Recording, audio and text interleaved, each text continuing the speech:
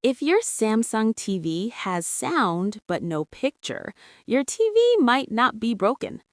If this fixes your issue, subscribe. I post quick tech fixes like this all the time. This is usually a power or display issue. Let's go step by step. 1. Turn off TV. Power down completely. 2. Unplug TV. Wait 60 seconds. 3. Hold power button. Hold for 10 seconds. 4. Plug back in. Turn TV on. If the screen is still black, try this next. 5. Check HDMI. Reconnect cables. 6. Try another port. Switch inputs. 7. Flashlight test.